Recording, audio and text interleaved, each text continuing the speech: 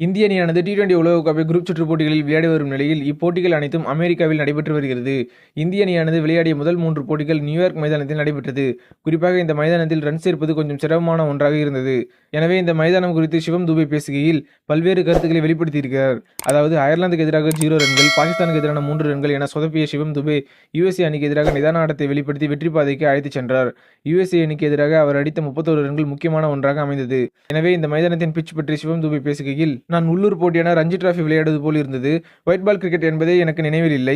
New York மைதானத்தில் பெரிய ஷாட்டான 6 அடிக்க வேண்டுமானால் நமது சிறந்த ஷாட்டுகள் மட்டுமே அடிக்க முடியும். USA அணிக்கு எதிராக எனது பலமான திசையில் பந்து வீச காத்திருந்தேன். சாதாரணமாக முதல் பந்திலிருந்தே எந்த ஒரு பேட்ஸ்மேனாலும் அடித்து விளையாட முடியாது. எல்லா பேட்ஸ்மேன்களும் சிறிது நேரம் எடுப்பார்கள் இந்த பிட்சில். இந்திய அணிக்காக 6 அடிப்பதை மிஸ் செய்தேன். வலைப்பயிற்சியில் 6 அடிப்பது மிகவும் சிரமமான ஒன்றாக இருந்தது. இருப்பினும் பந்து வீச ஆவலாக இருந்தேன். ஆனால் எனது பந்து வீச்சில் 6 அடிக்கப்பட்டதால் அதிகம் பவுலிங் செய்ய வாய்ப்பு கிடைக்கவில்லை என்று சிவம் துபே பேசியுள்ளார். அது மட்டுமல்லாமல் நியூயார்க் மைதானம் டி20 உலகக்கோப்பைக்காக தற்காலிகமாக கட்டப்பட்டதால் அங்கு நடைபெற இருந்த போட்டிகள் அனைத்தும் முடிவடைந்த நிலையில் அதனை முழுமையாக தகர்த்தும் பணியானது தொடங்கிவிட்டது. இதன் பாகங்கள் வேறொரு மைதானத்துக்கு பயன்படுத்த திட்டமிட்டுள்ளதாகவும் தகவல் வெளியாகியுள்ளது.